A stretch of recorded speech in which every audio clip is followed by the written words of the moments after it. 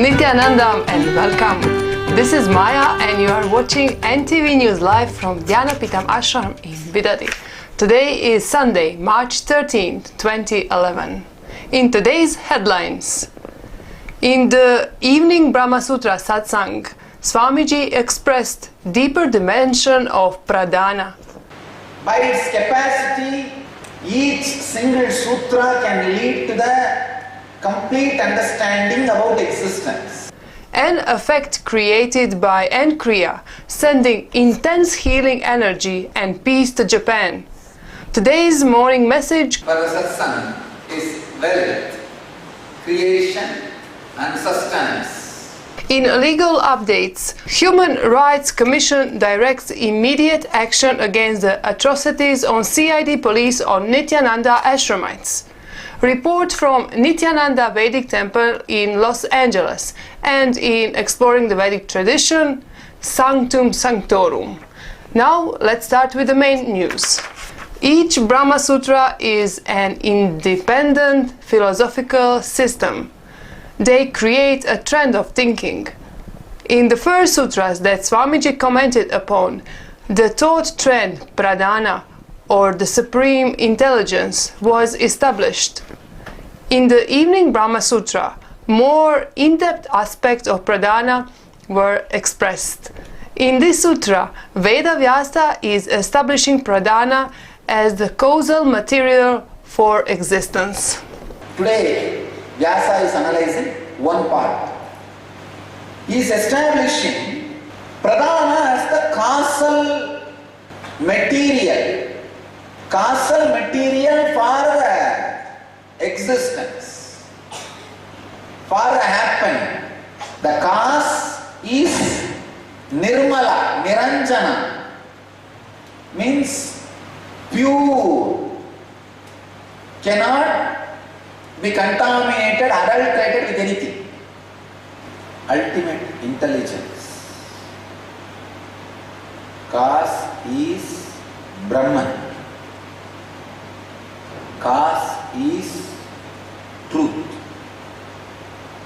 Cause is source. Cause is compassion. I am making so many statements so that without doing any technique or method, this thought trend is established in you.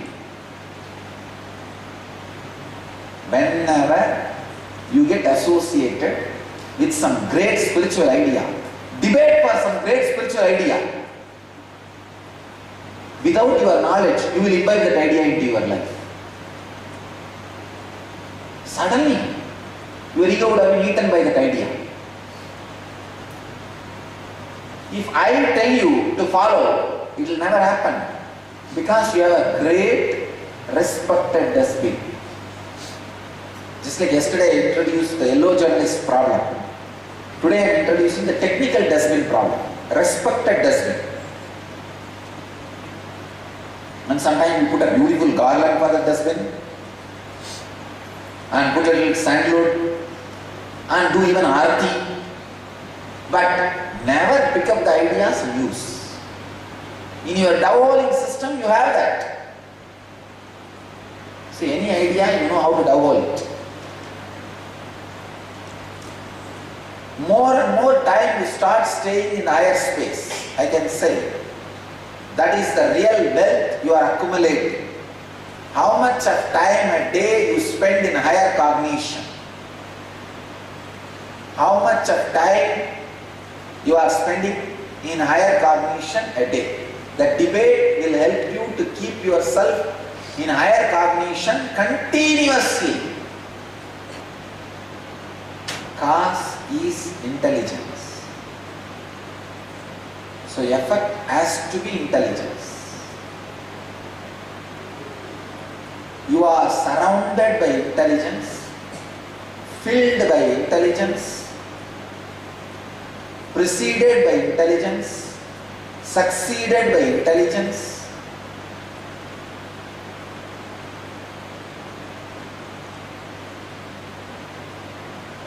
driven by intelligence, running into intelligence, running towards intelligence, running in intelligence. After the satsang participants had an intense debate in an attempt to imbibe the understandings and clarify doubts about Brahma Sutra. Alright, now you can go out and start your debate. In my point of view, when you have enlightenment, you have to be joyous all the time, which I am not. So I declare that I am not there yet. And the freedom to do anything you want, and the freedom to take decisions or live the way you want, that is enlightenment according to me. And which is not happening in my life due to social conditioning or whatever it is, whichever name you call it. So with that category I define, I am not enlightened. I think we get an argument on this time. Now, anything that I want, I feel I will get it at some point. So, if I want money, I could get it. So, whatever I want, I feel will happen. Many times it happens. If at all it doesn't happen, it's because I really don't want it. Right? So, in some sense, if you think deeper, it's really not what I want. So, whatever you want will happen.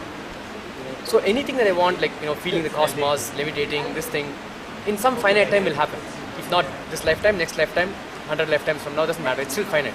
I live for infinite time, right? Any finite time is minuscule compared to infinite time. So in my infinite existence, all the things that I want will happen at some point of time. But if you are enlightened, then you make a rapid exit, you're out of here. So then where does 100 lifetimes and all come? Why are you keeping those options open? It's a choice I make to have 100. Then where is the enlightenment expressing itself? Because my definition of enlightenment is absolute. Correct. But is that's not, so my definition of enlightenment is not exiting. My definition of enlightenment is living with an understanding of eternity. That is enlightenment. So the fact that you have bodies or if you have experiences that you have desires to does not limit the experience of enlightenment, which is that you exist and you will exist forever. That feeling is enlightenment. You don't see enlightenment as not living but leaving and merging forever. So living and merging, living in that space forever, the same space merging with. So that can happen. That is also a possibility, and I see that as a possibility. And Swamiji has said, said that it will happen. So I know it will happen. The merging too, right? And the unmerging too will happen too. So you're living in the now. So it will. I don't have no necessity to be merged at this point of time. Like if I say, oh, now I'm not merged, I have this body and it's not going away, that doesn't limit my life. Swamiji's discourses on Brahma Sutra, the aphorism of existence, are available through NTV Live every day at 6 p.m. Indian Standard Time and also on nithyananda.org, our website.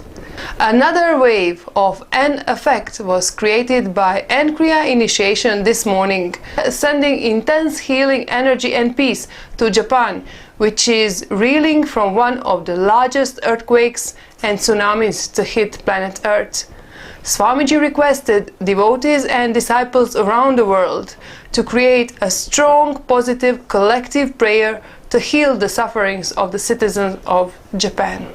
In the morning message, Swami spoke on the creation and sustenance of the wealth, thus declaring that the intensity of the life energy expression determines wealth. Swamiji will be expanding on this subject in the N-Wealth program, which will be held in April.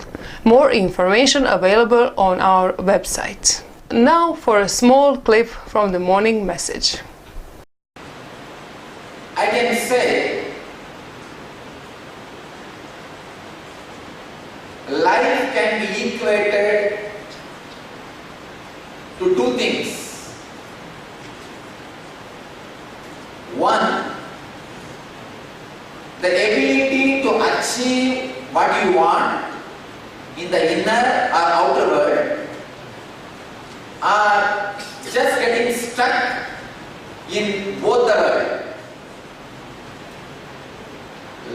Wealth can the life energy you express. Straight equation. Life energy expression and wealth is one and the same. Seekers always justify their poverty as their spiritual quality and innocence. Nonsense. See, I am telling you, I am declaring a new Smriti. I am a Smritikara.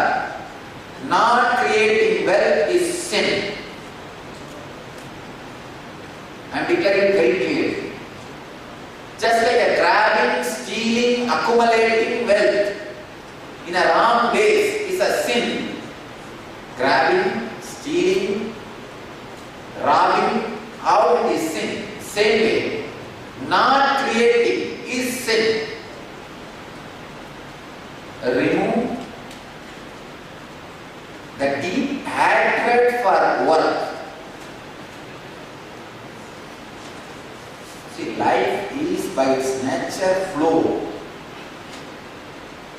If you create wealth, at least you be directed in one line of creativity.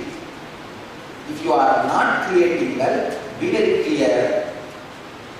One, you will be spending all your time in destroying something, somebody, or you will be spending all your time in fighting with you, in depression. I will give you further, deeper, exact techniques and process to create wealthy consciousness. First you need to create a wealthy consciousness which is ready to take the responsibility to create and sustain, which is ready to take the responsibility of being creative. For being creative, you need to take many responsibilities. It doesn't happen like a breeze. Even if the breeze happens, you need to be responsible to keep your doors open. Creating a stew system in the Vedic tradition, Sanganidhi Badmanidhi, and sustenance as stew system, Kubera and Lakshmi. So I speak on all four dimensions in the eNKriya wealth management program. How an enlightened man creates and maintains wealth. The full message is available on youtube.com/LiveBlazeFoundation. And now for some legal updates. Human Rights Commission directs immediate action against the atrocities of CID police on Nithyananda ashramites.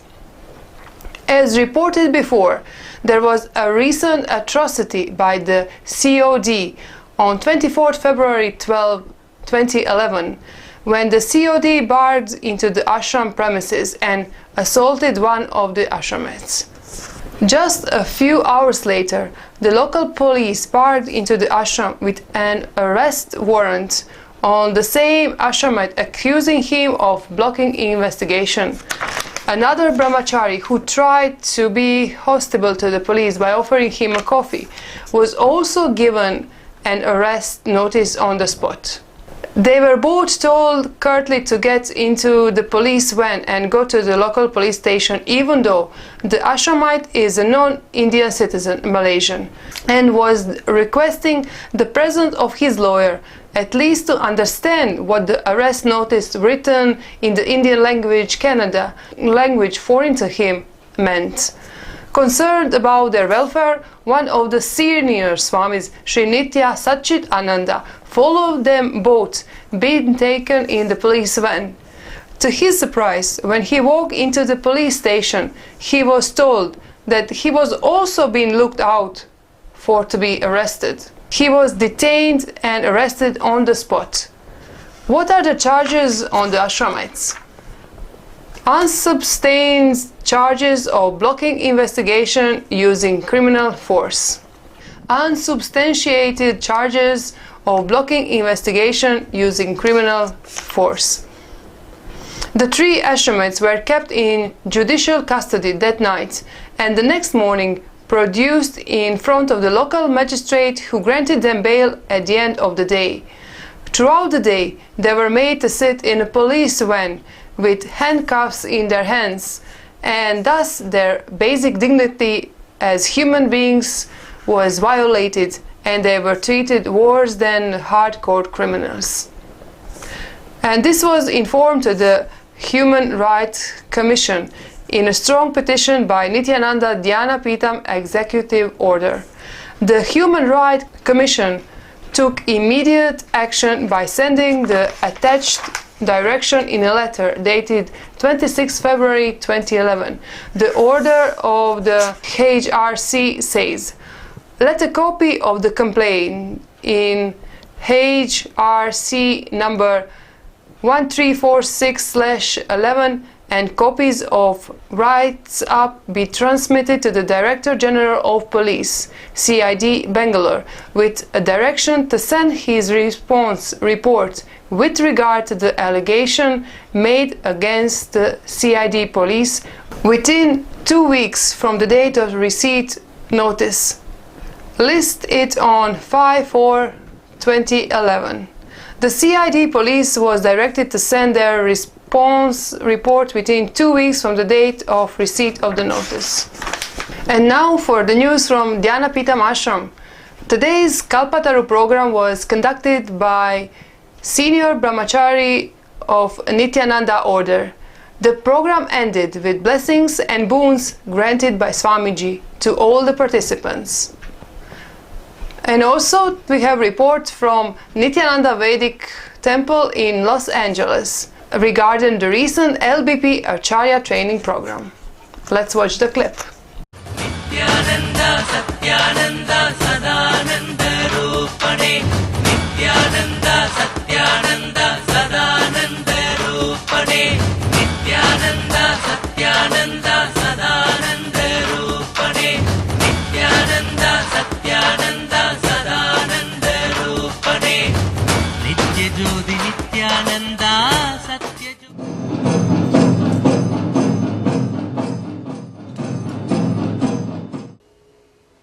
Nithyanandam Paramashivoham Kevalam Jnanamurtim Dvandvalitam Ganasatyam Tattvamasyadirapsham Ekam Nityam Vimalamachalam Sarvadi Sakshibhutam Bhavahidam Trigunarahitam Sadgurum Tam Namami.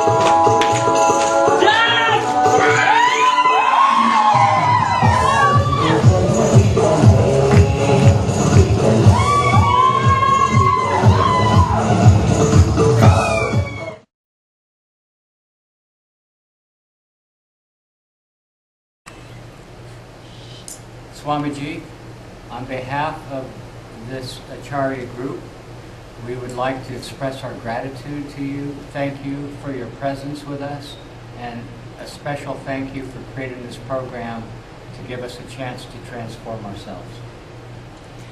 Thank you, Swamiji. We love you.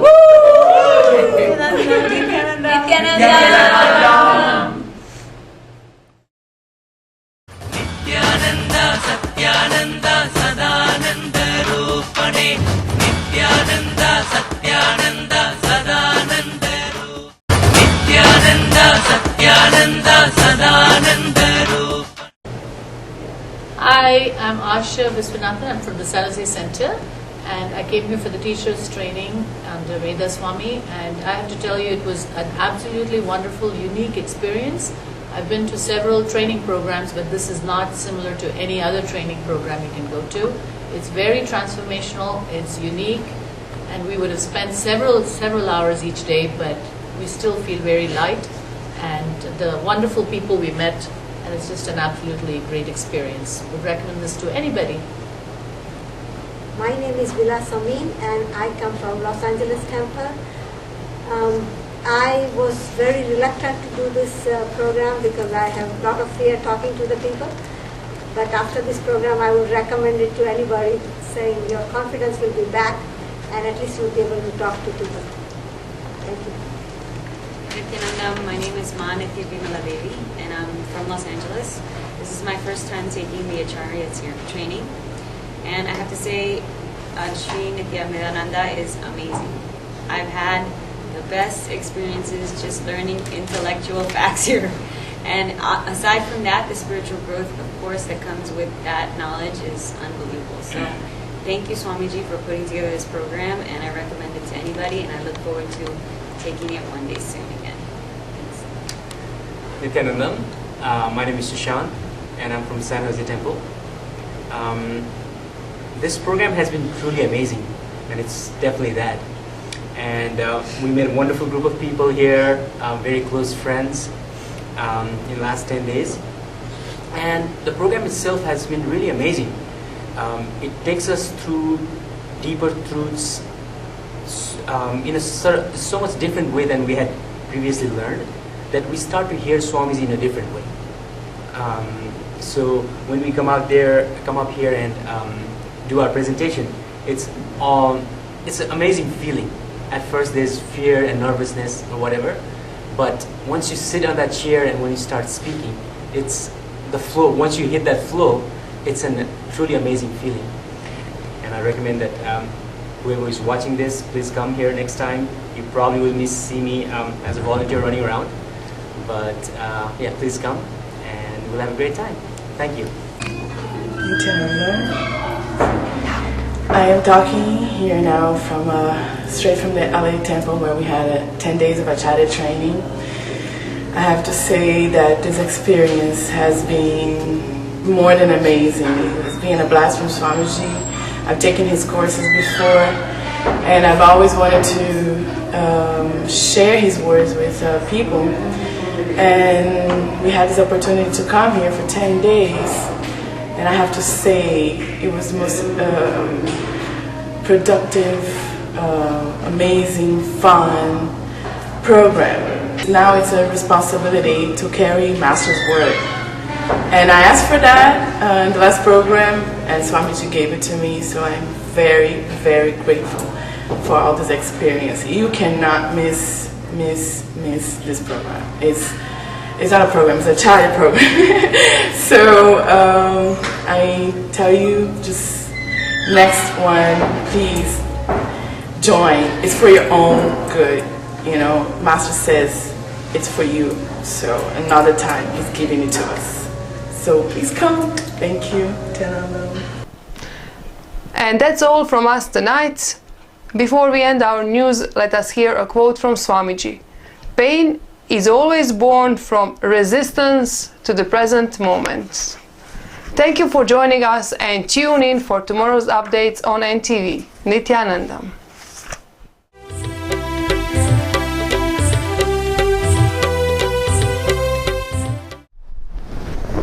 Nithyanandam.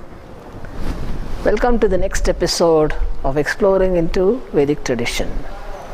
Today, as you see behind me, you see this Sanctum Sanctorum of the temple in our ashram, the temple of Anandeshwara. The topic today is also Sanctum Sanctorum.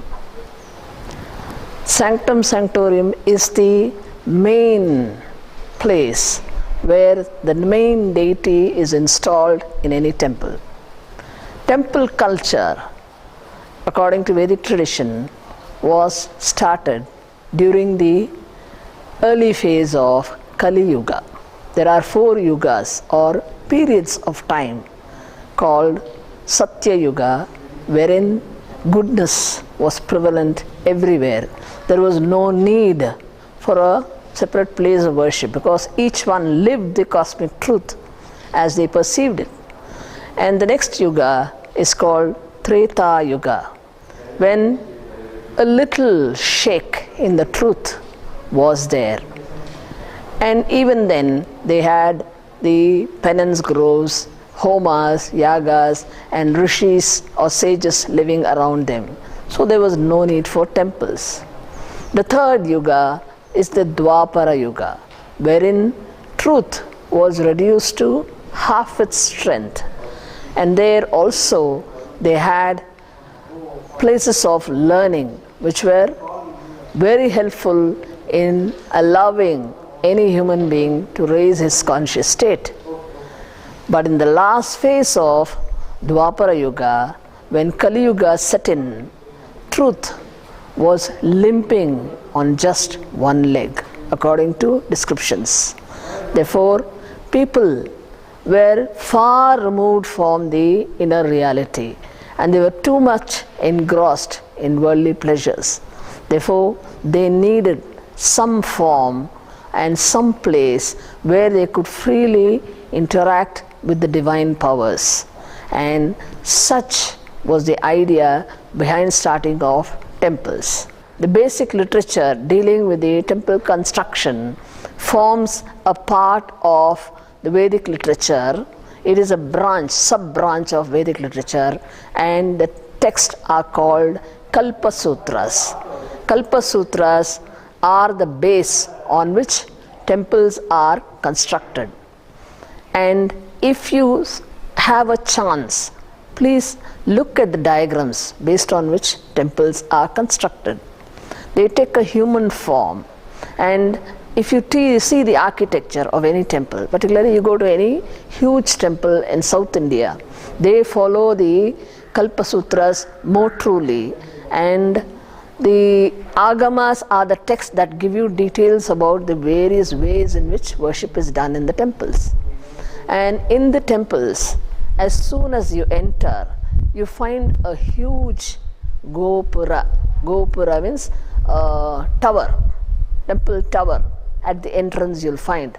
And in many places, since the town is built around a temple, you will have 4 towers on 4 different directions.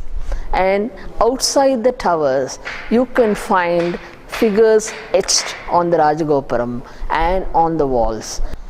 And as you go inside, you find sculptures and drawings which are more prone to allow you to go to a state of meditation.